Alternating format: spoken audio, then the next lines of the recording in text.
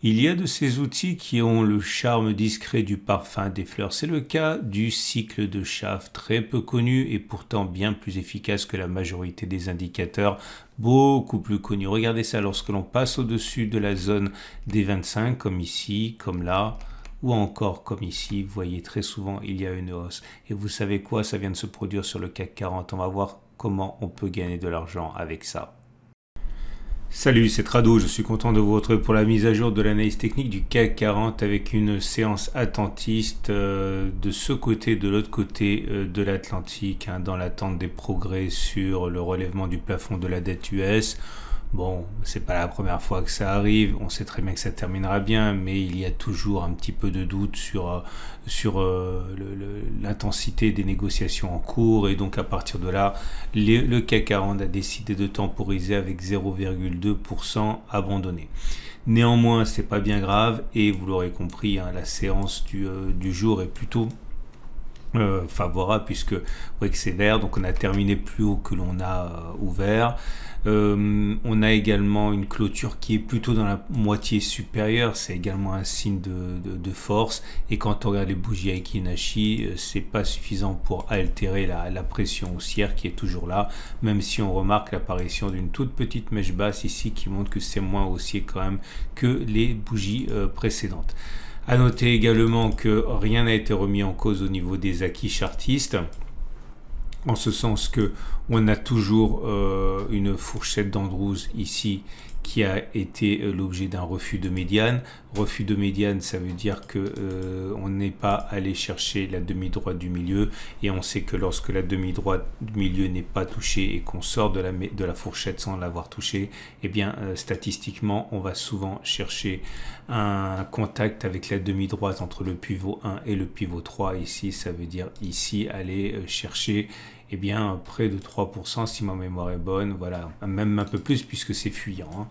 C'est pas toujours le cas, il faut faire très attention, on ne mise jamais de manière à considérer en pensant qu'on peut avoir trouvé une martingale, c'est simplement statistique, ça veut simplement dire que si vous faites 100 fois la même chose, vous avez plus de chances du côté du vrai que de l'autre. On avait également, je le signale, alors celle-là, elle n'est pas invalidée, la fourchette de chiffres, et cette fourchette de chiffres a ceci de spécial que on pourrait tout à fait aller chercher la médiane, qui est à 2% plus bas, si ma mémoire est bonne, c'est ça, 1,9, et avant de rebondir, et cette médiane cette fourchette de chiffres n'a pas été invalidée, ça veut dire que normalement, il devrait y avoir un moment ou un autre un contact. Au niveau des éléments chartistes, on ne peut manquer de souligner quand même ce cas d'école de retour sur support et de rebond.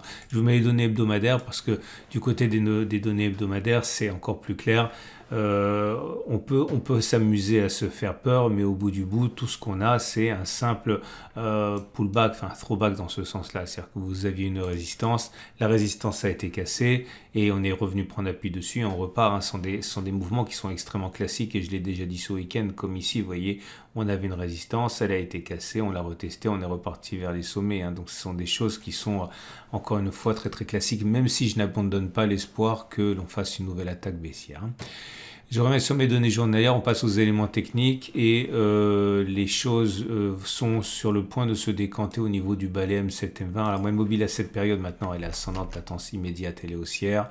La moyenne mobile à 20 périodes, c'est ça qui est intéressant, elle est descente moins au-dessus, donc la tendance générale, elle est neutre. Par contre, on est sur le point d'avoir un croisement M7 M20, et ça, c'est un signal haussier. Croyez-moi sur parole, on l'a pas encore, ce croisement M7 M20, ça sera pour demain. Et à partir de là, on aura deux solutions. Soit il y a un croisement haussier fort M7 M20, et ça, c'est un signal de hausse. Soit, mais ça me semble quand même très difficile, on a une ultime attaque baissière avec la M7 qui ne croise pas la M20, qui repart vers le bas au lieu de croiser la M20. Et là, c'est un signal baissier très très fort, mais il me semble quand même assez difficile à concevoir qu'on ait ce non-croisement baissier. La moyenne mobile à 50 périodes est toujours ascendante, on est au-dessus, la tendance de fond est haussière, et la moyenne mobile à 200 jours est ascendante, donc la tendance de long terme elle est haussière. J'aimerais attirer votre attention sur deux choses ici. Alors, la première, c'est au niveau des indicateurs techniques. On a un indicateur technique qui s'appelle, que vous connaissez si vous êtes des habitués de ce format. C'est un petit peu ésotérique, c'est très peu utilisé. C'est le cycle de Schaff. Et on va backtester ça aujourd'hui puisque ça fonctionne bien, j'aime bien. Et il vient de délivrer un signal haussier puisqu'il vient de sortir de la zone des 25. Okay, quand on va au-dessus de 25, c'est un signal haussier, comme ça a été le cas ici. Quand on descend en dessous de 75, pardon, c'est un signal baissier, comme ça a été le cas ici. Okay, mais avant que je n'oublie, remarquez qu'on a un autre signal haussier qui a été donné.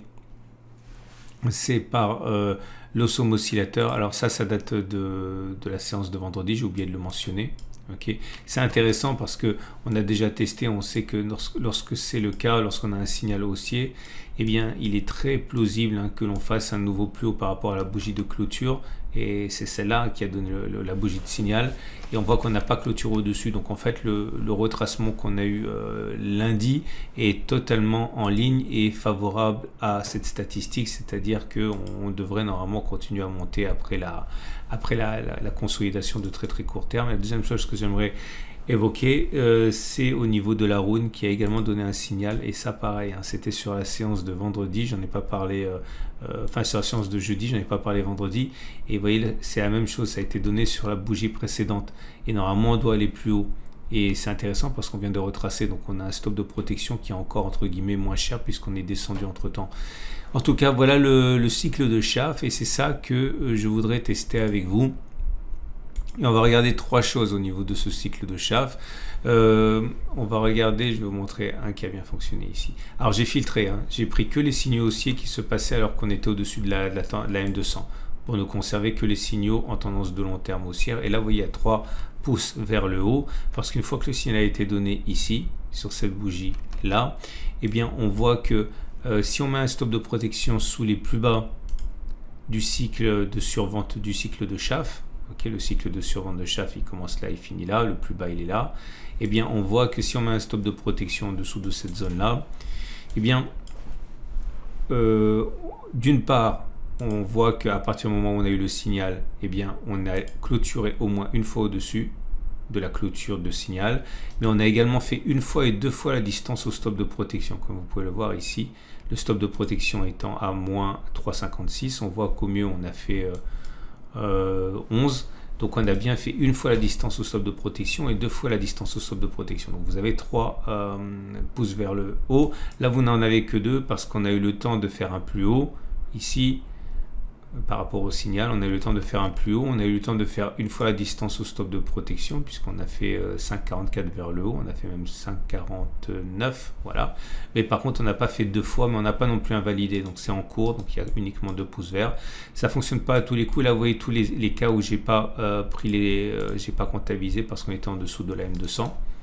Okay, et là vous avez des échecs de temps en temps. Ici vous voyez on est tombé comme une boule de pétanque après le signal puisque le signal a été donné sur cette bougie verte, et dès la séance suivante on a perdu du terrain jusqu'au moment où on a déclenché le stop de protection ici, donc 3 pouces rouges. Voilà, maintenant je fais défiler et j'ai fait le test sur les 34 dernières occurrences, qui est très largement insuffisant pour tirer des conclusions. Je ne fais ça que pour partager ma méthode. Si vous n'en avez pas, ça vous évitera de trader de manière impulsive ou incantatoire. Voilà.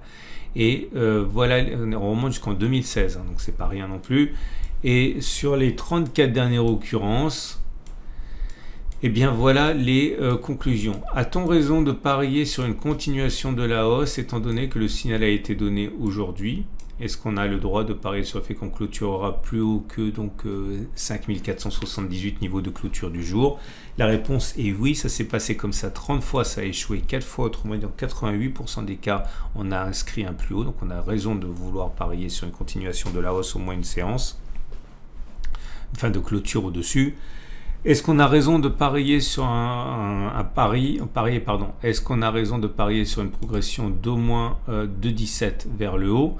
Absolument. Ça a fonctionné 20 fois, ça a échoué 14 fois, autrement dit ça a fonctionné 59% des cas. Donc il est plus plausible qu'on fasse ça plutôt qu'on ne le fasse pas. Si on avait par exemple pris une position de 1000 euros par trade perdant, eh bien on aurait gagné 20 fois 1000, 20 000, on aurait perdu 14 fois 1000, 14 000. Donc il y a un gain de 6000 sur les 34 dernières occurrences. Si on veut parier sur deux fois la distance, à savoir donc de 17 vers le haut 4,34, ok, ça nous amène à peu près ici. Est-ce qu'il est légitime de l'espérer? Eh ben, on a à peu près une chance sur deux. 16 chances, ça a fonctionné 16 fois, ça a échoué 17 fois, mais on gagne 2 fois plus que l'on ne perd quand on a raison. Autrement dit, on aurait gagné 16 fois de 32 000, on aurait perdu 17 fois 1000. 32 moins 17 000, autrement dit on gagne plus, on gagne 15 000. Mais encore une fois, gagner une fois sur deux, ça veut dire que vous pouvez tout à fait envisager de perdre 2, 3, 4 fois de suite. Hein. Donc il faut le savoir, mais en tout cas, si on fait la chose 100 fois et si le backtest était valable, et il ne l'est pas parce qu'on ne peut pas tirer de conclusion sur 34 occurrences, eh bien il serait légitime à long terme d'avoir une stratégie où on viserait 2 fois la distance au stop de protection. Donc attention, si vous êtes baissier, ça risque de baisser peut-être, mais pas forcément très longtemps avant de reprendre la hausse. Hein. Et on va terminer avec l'Ichimoku.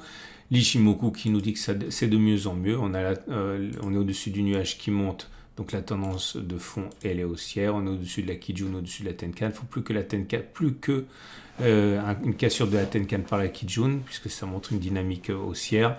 Et ça serait vraiment bien. Et pour l'instant, on peut dire que la tendance de fond est haussière, la tendance générale est haussière, la tendance immédiate est également plutôt haussière. On va terminer avec les trades du jour. Alors, votre rendez-vous avec IG. IG, bien plus que du trading. Une équipe d'experts à vos côtés. Bon, vous le savez, hein, moi je suis rentré en position précisément à l'ouverture du 19 mai. Si vous découvrez mon format, je ne le sors pas de mon chapeau. Hein, je dis toujours la veille ce que je vais faire le lendemain pour que ce soit facile à éventuellement, j'allais dire reproduire, mais je me mords la langue en même temps parce qu'il ne faut absolument pas reproduire ce que je fais. Hein, c'est simplement donné à titre indicatif et illustratif. Vous pouvez simplement juger finalement d'un backtest. Hein, et là, je suis rentré sur les 7470 environ.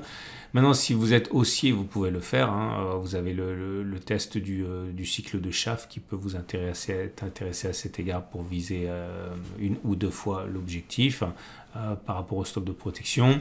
Je vous rappelle que votre plateforme n'a sans doute pas le cycle de Schaff si c'est une plateforme basique. Si vous voulez avoir le cycle de Schaff, vous pouvez télécharger PRT, c'est gratuit. Vous avez également un lien en dessous de la vidéo. Si vous avez un biais baissier, vous pouvez considérer également qu'on va avoir cette attaque vers la médiane de la fourchette de chiffres qu'on a maintes fois évoquée. Ok, c'est absolument pas invalidé puisqu'on est toujours à l'intérieur. Un plus bas, un plus haut, comme ça. Et parier, donc on ira chercher. Mais alors, le problème là, c'est que vous avez un ratio gain-risque qui est mauvais. Ok, puisque vous auriez à gagner voilà, la distance qui est là. Donc ça veut dire à peu près 1,6% avec un stop de protection au-dessus des précédents plus hauts. Par ici, vous avez un ratio gain-risque qui est mauvais. Donc, il vaut mieux attendre un petit peu que ça monte afin d'améliorer le ratio gain-risque et parier sur la baisse. Ok ? Voilà, on a fait le tour. Je vous souhaite une excellente journée. Vous avez plein de vidéos à regarder, notamment la vidéo sur l'or si vous voulez protéger votre pouvoir d'achat. UBS nous donne 3 raisons pour lesquelles il faut investir sur l'or maintenant. J'en parle dans la vidéo. La préparation de la semaine de trading pour les traders de court terme. La préparation de votre retraite, ça c'est pour les investisseurs de long terme. L'objectif 5% de votre portefeuille en crypto également si vous voulez vous préparer à tous les scénarios, y compris celui d'une explosion de Bitcoin, etc. Bref, tout ça, ça vous attend. Je vous souhaite une excellente journée et je vous dis à demain pour la mise à jour.